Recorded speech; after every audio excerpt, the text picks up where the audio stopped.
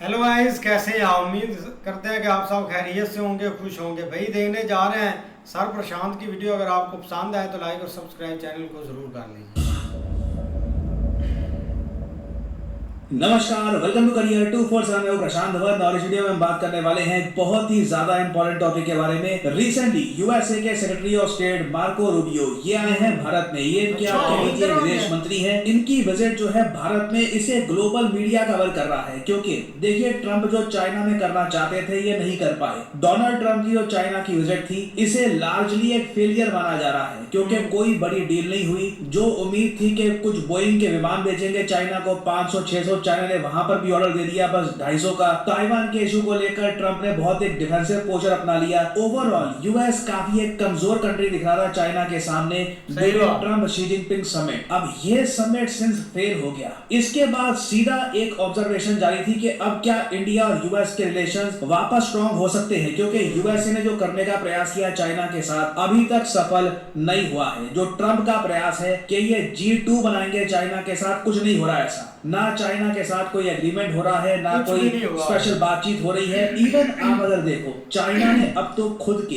GPU भी launch करने शुरू कर दिए हैं। बहुत ही जल्द आप देखोगे जो एनवीडिया के जीपीयू हैं उनको चाइना के जीपीयू टक्कर दे रहे होंगे। तो अब ऐसे टाइम में जियोपॉलिटिकल इक्वेशन तो साफ साफ बताती है कि भारत की इंपॉर्टेंस यूएसए के लिए कई गुना बढ़ जानी चाहिए। मगर अब प्रॉब्लम यही है, ट्रंप भारत के बारे में जो बातें बोल चुके हैं, जो चाइना में जाकर ये विजिट कर चुके हैं, इसके बाद अब यू टर्न कैसे ले, भारत के साथ रिलेशंस रिपेयर कैसे करें। और अगेन ये बात मैं नहीं कह रहा, आप न्यूयॉर्क टाइम्स का आर्टिकल देखोगे वहां पर यही बात लिखी है कि ट्रंप की जो एक इच्छा थी कि पार्टनरशिप बन जाए चाइना के साथ, ये तो बनी रही।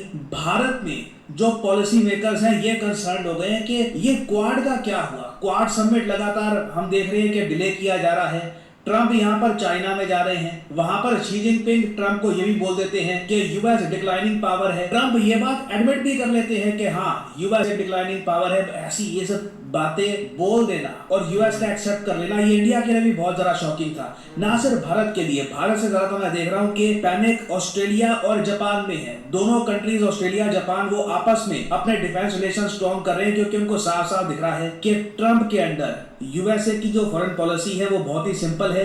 There is no foreign policy. Trump का जो मन करता है सुबह उठ के वो कुछ ट्वीट कर देंगे, कुछ बोल देंगे और कहीं भी ये समिट करने के लिए चले जाएंगे जहां पर कुछ इनको एग्रीमेंट भी नहीं मिलेगा। और नीचे आप देख पाओगे न्यूयॉर्क टाइम्स के आर्टिकल में ये बात भी लिखी है कि ट्रंप सीधा चाइना में गए। यूजुअली देखा जाता था इससे पहले यूएस प्रेसिडेंट चाइना जाते थे, उसके बाद साउथ कोरिया या जापान भी विजिट करते थे। इस बार ऐसा कुछ नहीं हुआ। ट्रंप सीधा घर चले गए बिना एशिया में किसी भी और देश को विजिट किए। भारत में इनकी जो विजिट है लगातार टलती जा रही है। जापान की जो इनकी विजिट है ये भी काफी हद तक ड्यू है। और इंटरव्यू में कहीं से भी ट्रंप ने कोई रीअश्योरिंग रिमार्क्स नहीं दिए यूएस के एलाइज या पार्टनर्स को। और अब यूएसए के जो सेक्रेटरी ऑफ स्टेट है मार्को रूबियो, ये भारत में आए हैं थोड़ा बहुत मतलब डैमेज कंट्रोल करने के लिए। अगेन ये बात आप देख पाओगे अमेरिकन मीडिया खुद ही छाप रहा है कि Mr Rubio is in India playing clean up for Mr Trump who tried to cripple the country's economy with the high tariffs. ये बड़ी बात है। हमें अब ये भी एक्सपेक्ट किया जाएगा कि ट्रंप ने भारत पे जो 50% टैरिफ लगा दिए थे, दुनिया में सबसे ज्यादा टैरिफ भारत पे लगा दिए थे, और वो टैरिफ हटे भी ऐसे नहीं है कि ट्रंप ने वो टैरिफ हटा दिए। वो हटे भी तब है क्योंकि यूएस के सुप्रीम कोर्ट ने इंटरवेंशन कर दी थी। हम वो सब चीजें भूल जाएं। ट्रंप ने जिस तरीके से माय फेवरेट फील्ड मार्शल बोला है वो भूल जाओ। ट्रंप जो चाइना में चले गए थे, जो एडमिट करना शुरू कर दिया कि यूएस डिक्लाइनिंग इकोनॉमी है, वो सब चीजें भी भूल जाओ। ये सब चीजें भूलकर अब यूएस चाहेगा कि Bharat, United States of America, actually मैं कहूंगा यूएस नहीं, अब वेनेजुएला मुझको बोलना पड़ेगा क्योंकि यूएस कंपनीज अब वेनेजुएला में काम कर रही हैं। वेनेजुएला से एनर्जी परचेज करे, ना कि रशिया या फिर किसी और देश से। यहाँ पे आप देख पाएंगे बीबीसी का article, Rubio visits India to sell energy as Iran oil shock persists. और आप अगर भारत के ऑयल इंपोर्ट का डेटा देखोगे तो लग रहा है कि भारत ने ऑलरेडी यूएसए के साथ एक अंडरस्टैंडिंग एस्टैब्लिश कर दी है इस टॉपिक को लेकर। यहाँ पे आप देख पाएंगे बहुत important article, not Saudi not US, India's newest major oil supplier. ये आपको सरप्राइज कर सकता है कि अब भारत किस देश से इतना ज्यादा ऑयल परचेज कर रहा है। यहाँ पे आप देख पाओगे Venezuela became India's third largest crude oil supplier in May, overtaking Saudi Arabia and United States of America. जी हाँ, थर्ड थर्ड स्पॉट पे जो भारत का सबसे बड़ा ऑयल सप्लायर है ये अब वेनेजुएला बन चुका है। और अमेरिकन की स्ट्रेटजी बहुत ही सिंपल है। वेनेजुएला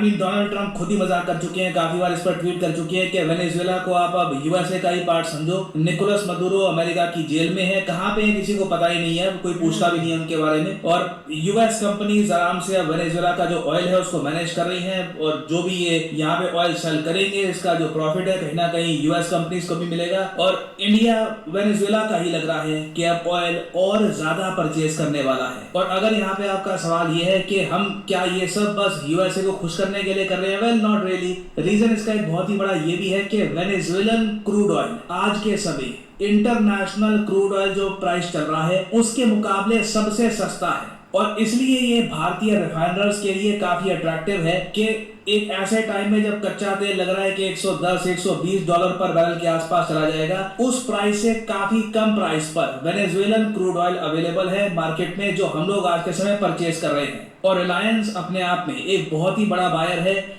वेनेजुएला के कच्चे तेल का। रीजन बहुत ही सिंपल है, जो इनकी जामनगर ऑयल रिफाइनरी है जिस पर मैं एक अलग से वीडियो बना चुका हूं, वो इतनी ज्यादा सक्षम है कि वेनेजुएला का जो बहुत ज्यादा गाढ़ा लो क्वालिटी का ऑयल है, जी हम उसको बोलना पड़ेगा इन टर्म्स ऑफ क्वालिटी, काफी मुश्किल ऑयल है। कच्चा जो तेल है वेनेजुएला का उससे पेट्रोल डीजल निकाल पाना काफी मुश्किल होता है, बट रिलायंस की जामनगर रिफाइनरी ये आराम से ये सब कर सकती है।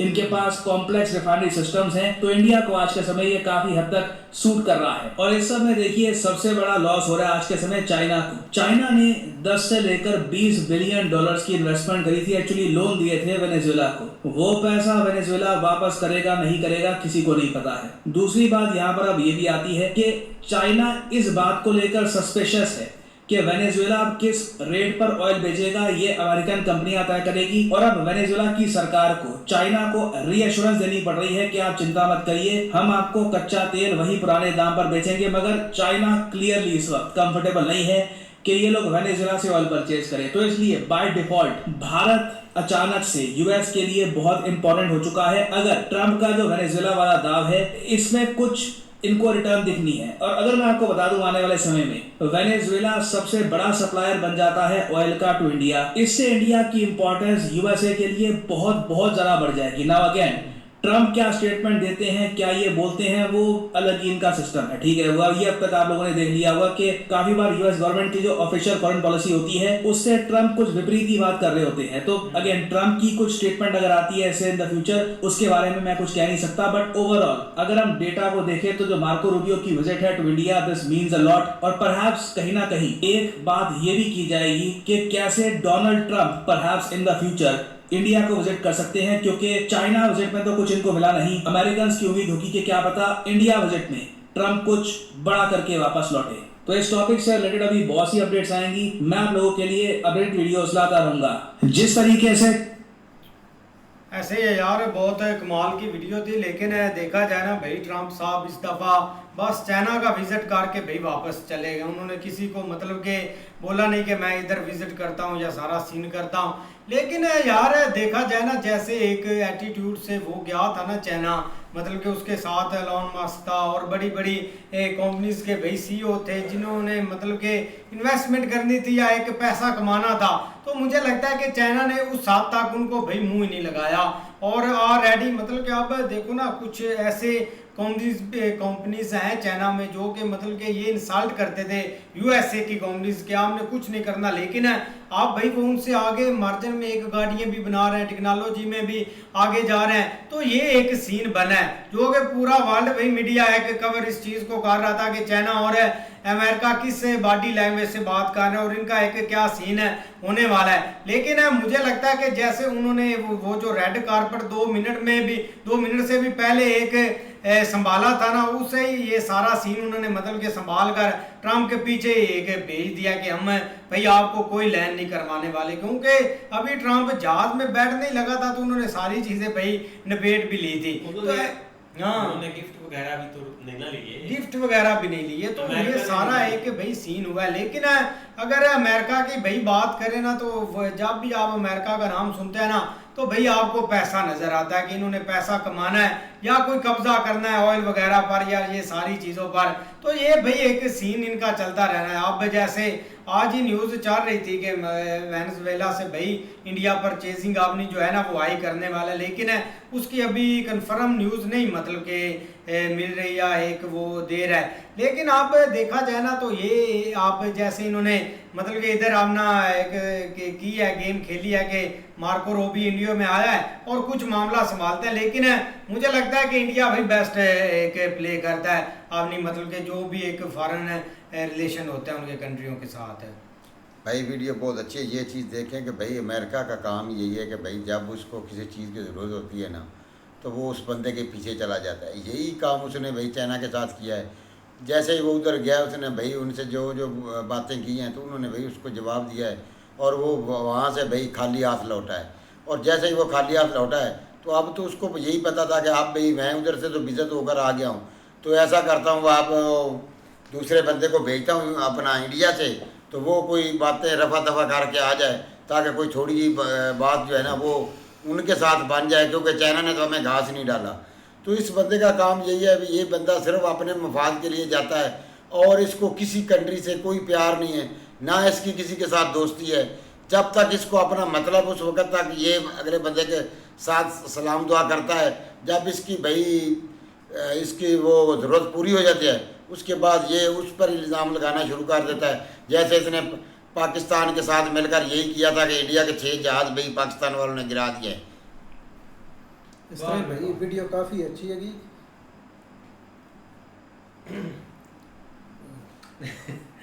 नहीं बिल्कुल ऐसे ही है, लेकिन ये एक ना एक दिन भाई होना ही था और अमेरिका ने ये एक साइड जो है ना वो चूज़ करनी थी, क्योंकि जब ये सारे सीन बन रहे थे ना तो मैंने उसी वक्त ही आपको कह दिया था कि एक टाइम आना है और या नेक्स्ट जो अमेरिकन प्रेसिडेंट आएगा ना उसका जो पहले 2-3 साल है ना वो बाकी कंट्रियों से माफ़ी मांगते हुए ही उसके गुजरने हैं। क्योंकि जिस तरह पहले स्मूथली भाई बिजनेस के लिहाज से अमेरिका चीज़ों को चला रहा था ना तो वो बहुत बेस्ट था, लेकिन इसको थोड़ा बहुत कीड़ा आया है जंगे लड़ने का, जिस तरह ईरान के साथ वेनेजुएला के साथ इसने हालात ख़राब किए, बाकी यूरोप के साथ इसने किए, मतलब ऑल ओवर हर एक को इसने छेड़छाड़ की है, जिस वजह से हर एक कंट्री जो है ना वो कॉन्शियस हो गया। इसने ईरान के साथ जब काम स्टार्ट किया तो इसने यही सोचा था कि यूरोप मेरे साथ होगा, सारे मामला इकट्ठे होंगे तो हम जो है ना वो नबेड़ लेंगे मामला, लेकिन उन्होंने भाई इसको चिट्टा जवाब दिया कि हम आपके साथ इस युद्ध में शामिल नहीं होंगे। लेकिन इंडिया के साथ इसने भाई खुल के एक नफरत पैदा की है और खुल के एक नफरत अपनी दिखाई है।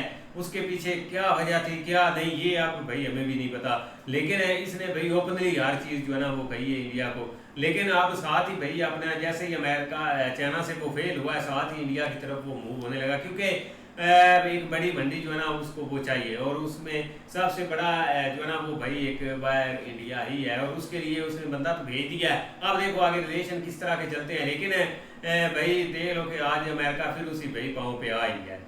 ऐसा ही है भाई, मिलते हैं नेक्स्ट वीडियो में, तब तक के लिए अपना ख्याल रखिए। Good bye, take.